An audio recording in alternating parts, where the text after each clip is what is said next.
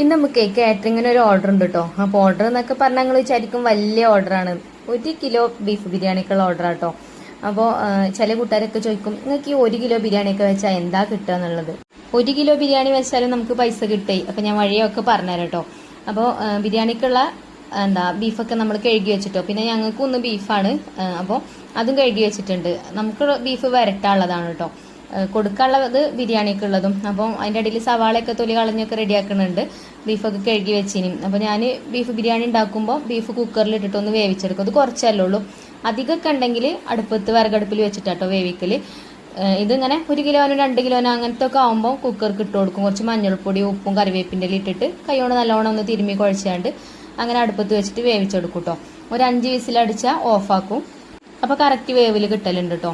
അങ്ങനെ അത് ഞാൻ അടുപ്പത്ത് വെച്ചു. പിന്നെ ഇനിയിപ്പോൾ കാറ്ററിംഗ് ഉണ്ട് പറഞ്ഞിട്ട് കാര്യമില്ല, നമുക്ക് നമ്മളെ വീട്ടിലേക്കുള്ള ഫുഡും വേണം ഉണ്ടാക്കുക. അപ്പോൾ ഞാനിത് അവിടെ അപ്പുറത്തെ അടുപ്പിൽ ഗ്യാസുമ്പോൾ തന്നെ ചോറിനുള്ള വെള്ളം വെച്ചിട്ടുണ്ട്.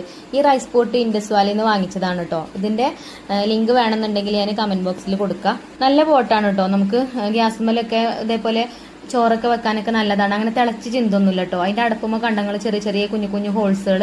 ആ ഹോൾസിൽ ഇങ്ങനെ അരി തിളക്കുമ്പോൾ വെള്ളത്തിൻ്റെ പത അവിടെ വന്ന് നിൽക്കാനല്ലാതെ കൗണ്ടർ ടോപ്പുമ്പോലും ഗ്യാസുമ്മ കൂടി സ്റ്റൗമ്മ കൂടി ഒന്ന് ഒലിച്ച് അങ്ങനെ വൃത്തിയേടാവൊന്നും ചെയ്യൂല കേട്ടോ. അങ്ങനെ അരി അടുപ്പത്തിട്ട് ഇനിയിപ്പം നമുക്ക് ബിരിയാണി ഉണ്ടാക്കാനുള്ള പരിപാടിയിലാട്ടോ. അപ്പോൾ നമ്മൾ 1 കിലോ ബിരിയാണിയാണ് നമ്മൾ ഉണ്ടാക്കുന്നത്.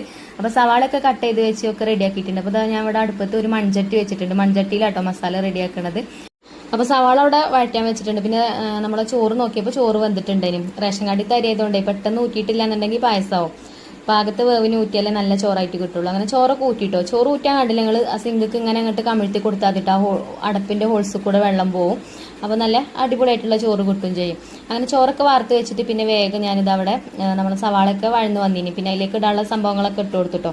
എപ്പോഴും ബിരിയാണി ഉണ്ടാക്കണ അങ്ങനെ കാണിക്കണ റെസിപ്പി പറയുമ്പോൾ നിങ്ങൾക്ക് ബോറടിക്കും. അപ്പോൾ ഞാൻ പറയണില്ല കേട്ടോ. പിന്നെ അതിൻ്റെ അടിയിൽ അടുപ്പൊക്കെ കത്തിച്ച് വെള്ളം വെച്ചിനും ബിരിയാണിൻ്റെ റൈസ് വേവിക്കാനുള്ള വെള്ളം വെക്കാൻ വേണ്ടിയിട്ട് കേട്ടോ.